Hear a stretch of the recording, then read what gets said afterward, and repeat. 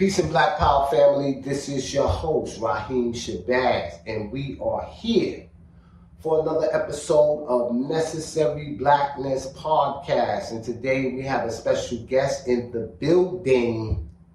Her name is Rahiem, and she is a modern day Sharman, known for being an energy healer who brings high vibration to the collective.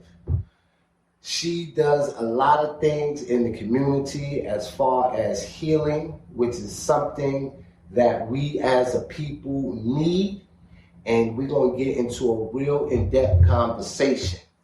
The name of this podcast is Necessary Blackness, and this is necessary for all Black melanated people. We're going to talk about white oppression and Black trauma.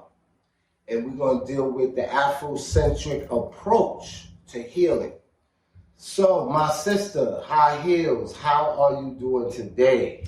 I am beautiful today. It's a beautiful day. I'm ready to get at it. I'm excited to be on here. Like, when you asked me to come on, I must admit that I was like, yes, I've been waiting for this opportunity because lately I've been talking about a lot more like entertainment-centered things, and I've been able to tap in a little bit into the consciousness, but I've been more on that side where I'm talking about like celebrity stuff or in the news. So this is more my genre, so I'm ready to get at it. Well, we're going to take a dive and we're going to go into the portals of the cosmos. Okay. Ready to go there? I'm ready. Now, when people hear high heel, right?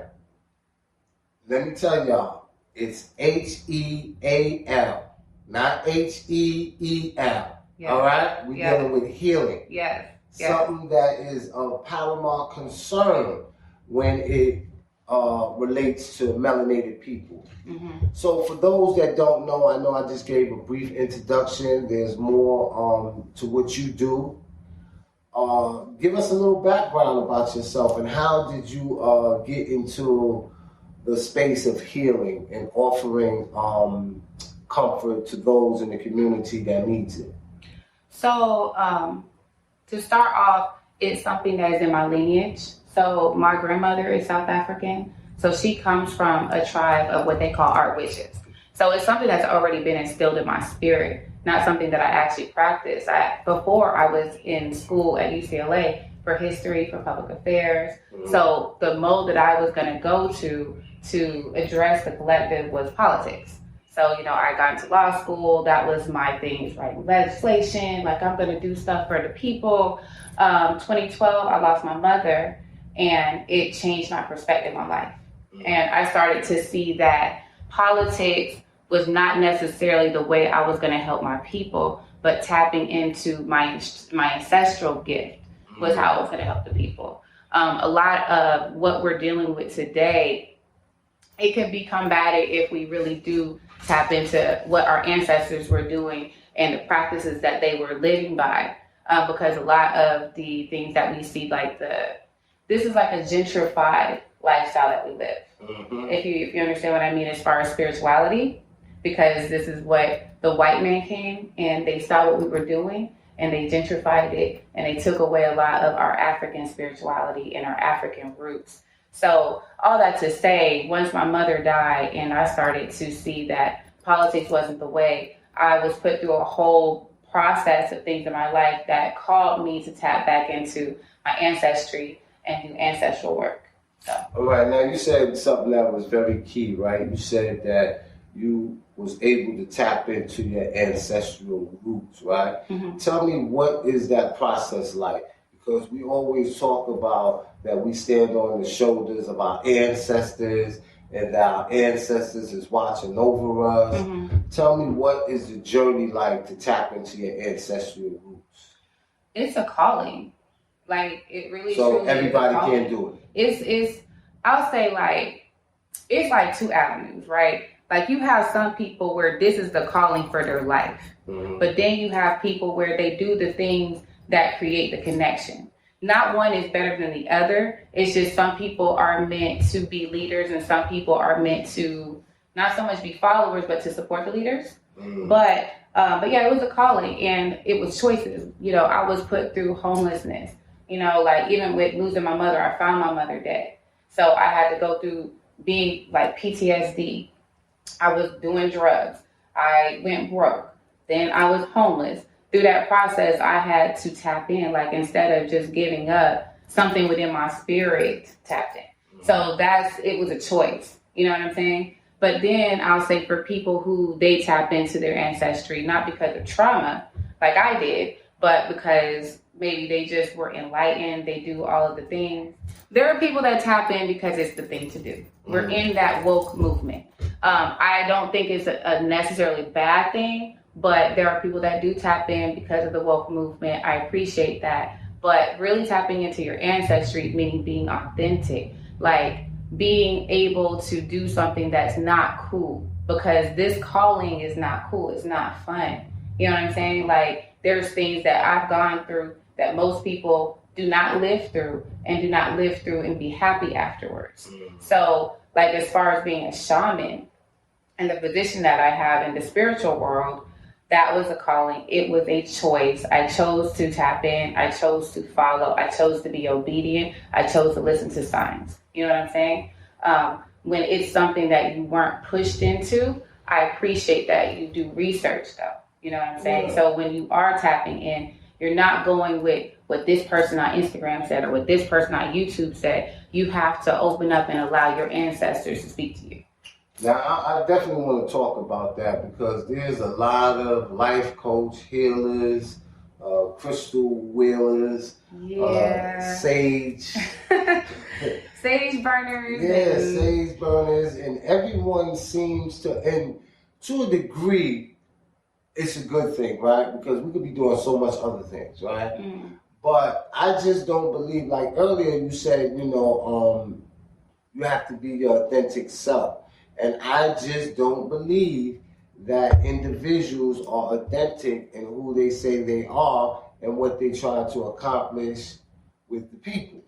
Like, for instance, the other day we was talking, I was telling you a situation where someone, wanted to do a reading on me and they was trying to tell me some things about me and, how they could help and for me to do this and do that. And it was really, some of the stuff they were saying was spot on, right? But it was really hard for me to take this person serious because I'm like, yo, you toxic. Like, you're toxic? Yeah, you toxic as fuck. You know what I mean? You want to give me advice. Right. You know what I mean? So it's just, and this is one of the things that I do know. None of us are infallible. We all subject to error. No one is perfect. But at least strive to be on the path of righteousness before you come upon the community and try to give advice. Yeah. I feel like this though, like what I'm doing, I'm not giving you advice. I'm channeling. Like I'm a channel. Okay. Like things that I'm telling you is not something that came from my mind. Something told me to say this. And like I was saying to you the other day, like certain things like, okay, I'm not going to come on as a relationship specialist because one thing that I'm authentic about is I'm terrible at relationships because I never really practiced. You know what I'm saying? Yeah. I didn't really date. I got married when I was 20. I had a toxic husband. Like I never had to practice in dating. I will never come to y'all and say, hey, I'm going to be a relationship coach. The fuck no. You know what I'm saying? Yeah. I will be your coach in manifesting. You know what I'm saying? Because I understand how to manifest my life. I understand how to inspire you. I understand how to lead you on your spiritual journey because that's my niche. You know what I'm saying? Absolutely. So that's what I mean, like by being authentic to yourself, but you also have to know like your weaknesses. So I can see where somebody could be like, high heels, you know what I'm saying? She got drama with her ex-husband. Like, I can't listen to her. Or she made mistakes with this nigga. I ain't listening to her. You don't have to because I'm not talking about your relationship because I'm not going to talk about that. But if you look at my life and you see that I have literally manifested my life. I started over with $115 in 2 bags in 2019. And in 2 years, I didn't even have my kids with me. In 2 years, I got my kids, I got a car, I got a place to live. My business is thriving. You know what I'm saying? I have a radio show that I'm on, which is something I spoke 5 years ago. Like, I'm literally manifesting my life. So when it comes to that, yes, you might want to take a step down and allow me to channel because I'm channeling the way that, the divine channel to me, your guides come to me. You know what I'm saying? So even all that to say, to push away even anything I've accomplished in my life, I'm a channel. And if your guides know that, okay, high heels is a way I can get to Rahiem, let me go get to her. And then she can speak through him. But you got to be humble. And that's the thing. That's part of the journey. The journey humbles you. And you need those spiritual guides. Yeah. You definitely need those spiritual guides. So when I think about spiritual guides, right, I think about the ancestors, and I also think about intergenerational trauma. I want to talk about that for a minute, right? I'm getting older in age, and everybody that I see under me and coming up after me is much younger. There's like 2 other generations under me, so it's getting to the point where a couple of years I'm gonna be elder, right? and as I get older, I can look back, right, on certain things that I did in life that I'm probably not proud of, but I ain't gonna apologize for. But I can now look and see why I did what I did. And a lot of it had to do with intergenerational trauma. And sometimes intergenerational trauma is not anything that could directly impact you, right? It could just be something that is embedded in your DNA from your parents. And a lot of that, if your mother was in a relationship when she was pregnant and it was a volatile relationship and she was being abused and she was always in fear, a lot of that is permeated to you and you take on those characteristics. So once you start understanding things like that, you be like, wow, so this is why this happened and this is why that happened. When you think about intergenerational trauma, how can us as a people overcome that? So first you have to identify your trauma. Like that's the root of any healing. Is first identifying the trauma. Like I'll say something like I'm African American. So both of my parents directly came from Africa. So there's things in my family that I notice are different than like my ex-husband. He's an African, he's a Black American. So I see things generationally that have cursed y'all because of slavery and because of Jim Crow and things like that. So you gotta really first like see the trauma, identify the trauma. One thing I noticed is that Black Americans have an inferiority complex. You know what I mean? When you say inferiority complex, what you mean by that? Because Black people have constantly been put down or devalued, So they always need to one up the next nigga. You understand what I mean? Because constantly throughout history, our value, even when you look at slaves who were like blacksmiths, like you have a real like trade, you have a skill, but you were talked down to like you ain't nothing. You know what I'm saying? So that kind of sentiment, it gets embedded into a people generationally. So now you see Black people, you got to always stunt on somebody. You always got to let somebody know who you are. You know what I call it? I don't necessarily look at it as having an inferiority complex. I look at it as being prideful, ego, and to a degree, a lot of what you're saying is true because you got to understand, we was kings and queens. We wore silk robes and was the richest people to ever be untold, right? We know that. That's what history tells us. But somewhere along the way, through that, peculiar institute of slavery, the great Ma'afa, on the Atlantic slave trade, we lost it, But and now we're dealing with the generations and the residue of that, right? But with the healing and what you doing and what other people doing in the community, I don't know how long it's going to take. I'm not the Sharman, she is, right? But you don't think that we are on our way? I think the Black man and woman are the greatest. Yes, but see, this is the thing. We live in our world. You know this, but majority of Black people don't know this. And that's why I feel like people that have platforms like this, it's important to continuously spread that. Like even things like, for my tarot, I use the Thoth deck. And I actually talked about this on the show earlier today. Hermetics, like, Freemasonry and things like that. Hermetics? Hermetics. Hermetics, something like that. Yeah, I seen the word. Yeah, I seen the word. So Hermetics. A lot of Freemasonry things are based off of Hermetics, right? If you try to go study Hermetics, they will tell you that the Egyptians got Cometics from Hermetics, which is actually the reverse. Yeah. You know what I'm saying?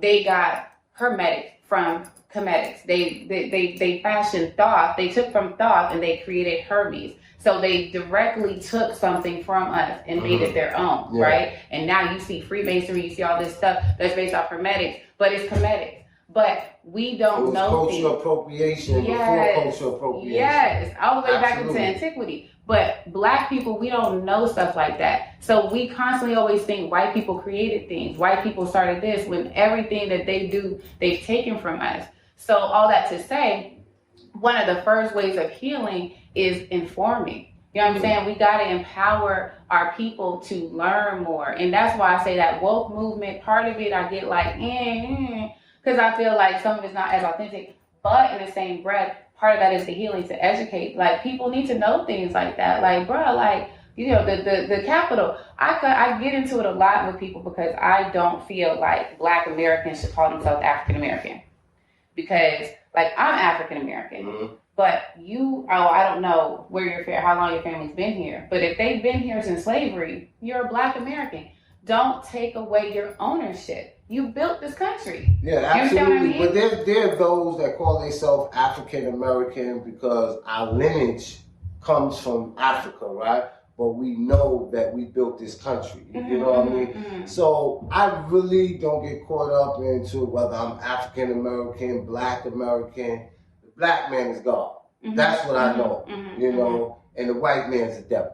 That's how I know, that's how I was taught, and that's how I see it, and that's what's manifesting itself in real time today. Yes. So I really don't get caught up. Some people might say, if you go to the Moors, they'll tell you Black, and they'll pull out the Black Law Dictionary and tell you Black means death, and Black is not, not a color, and they go into the whole.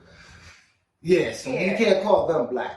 And you better not call them African. Hey, I'm from a healing aspect, I'm looking at it as a tool, because all that to say, like, giving yourself ownership is like a step, because that's giving yourself a sense of pride and understanding yourself, understanding that, like, the Capitol was fashioned from a Black man. Booker T. Washington, he made the outline of the Capitol, like, we built it. Having a sense of pride, because they took our pride away so much. He did the outline, but wasn't it? It was like the city. Was it Booker T. Washington? It was Benjamin Banneker. Sorry, Benjamin my Banneker. bad. My bad. Thank you for Banneker. correcting me, Benjamin Banneker, a B. But all that to say, a Black man. You know what I'm saying? So Absolutely. The point was to say, like, we have to. That's part of the healing process. When you think about it, the railroad lights, blood transfusion, the gas mask. The internet, you name it, man. The Black man and woman are the inventors of a lot of things. If we was to take all our inventions and say, you know what, you say go back to Africa, okay, that's where we're going. Yeah, America would not be the same. No. But listen, this is what we're going to do, family. My name is Rahiem Shabazz, and we are sitting here right now with the Oracle High Heels, and we're going to take a quick commercial break, and we're going to come back. And we're going to deal with some high science. We're going to deal with some healing. We're going to deal with reciprocity. We're going to deal with reconciliation. We're going to deal with all that. So y'all stay tuned, man. This is Necessary Blackness Podcast.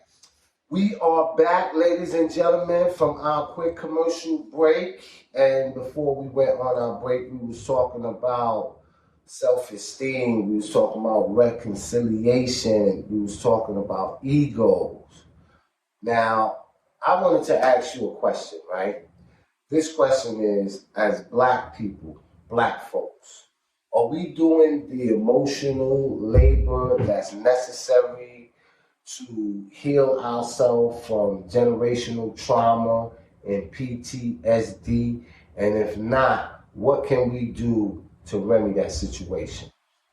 Okay, so when I think PTSD, thinking of post-traumatic slave disorder, I know that like Dr. Joy, she has her take on it. But when I think of my take on post-traumatic slave disorder, I'm looking at the dismantling of the Black family. Mm-hmm. Then I'm also looking at the miseducation of the Black man, right? Or Black people. Mm-hmm. Now, when we talk about the dismantling of the Black family, if we look at how Black families are today, it's very rare that you have the Huxtables, right?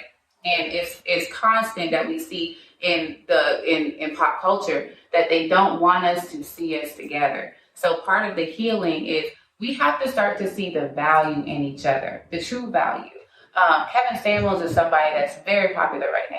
I think he's one of the worst things for our culture right now because I'm gonna second that. Okay. Yeah, because he does nothing but tear us apart. He marginalizes single mothers. So therefore now you are perpetuating the cycle of a single mother because you have men who could come in and be a good, what they call it, Joseph, a good stepfather, as they say is Joseph, to help to create the family unit. But what he's done is he's made single mothers such a distasteful thing that men don't even want to come in and create a unit with a woman that already has a kid. Let me ask you something. You think he has that much power? Now, I do know people listen to him, and I know he's popular on YouTube, and maybe it's just me. You know, I would never take advice from somebody on YouTube.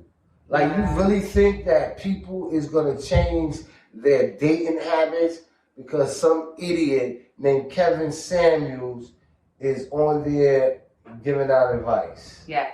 There are so many men who have said that, one, he has changed their perspective on dating. Are you serious? There are men who now call themselves high value men because they have a place to live, a car to drive, and a job. That's and normal. No kids. That's normal. Kids. But I'm telling you, there are That's men. high value. They consider that high value. Now the man has brainwashed what our can men. I consider myself? Bruh, okay, if all it takes is a place to stay, a car, and a job, and no kids. Well, my son is grown. So. But they feel that these are high values. Yes, there are people who have said, well, you know, now I see the value in buying a dinner for a woman and she gonna have to do this. So now you're taking away chivalry. You know what I'm saying? You're making men think that they don't have to play their role as a man anymore. So they won't even buy the dinner? They'll buy the dinner, but they feel like now there's like, okay, the power of the P. They feel like, well, they have a power at their pocket. I remember I told this dude, I said, look, if it's that serious, if you feel like you hold so much value for a $74 dinner, I will cash out that for you, my nigga. It's not that serious for me. Wow. But all that to say, I give meals to the homeless. So just like you valuing a meal, like you know, food, that's a necessity, man. And as a person, I couldn't see no one go hungry. Yeah. And I like to eat, so if you're around me, we're gonna eat, and we're gonna eat good. Yeah. And they putting value on meals. They putting value on buying a meal for a woman. Yeah, y'all better stop it. Like man. that's such a disservice. Like that's why I feel like he's done such a disservice because really we have to start like valuing each other in the roles that we have. Women have to learn how to submit. Not how to let a man run them, but how to submit because we have to empower our Black man and say, I trust that you will lead me to the right place. Talk that talk, sister. Because part of what they did was they took the Black men away from us, so we had to fend for ourselves. But we have to know now, I don't have to fend for myself. My man can have me. I just have to trust you to have me. But Black women don't have trust because we've been raped so much.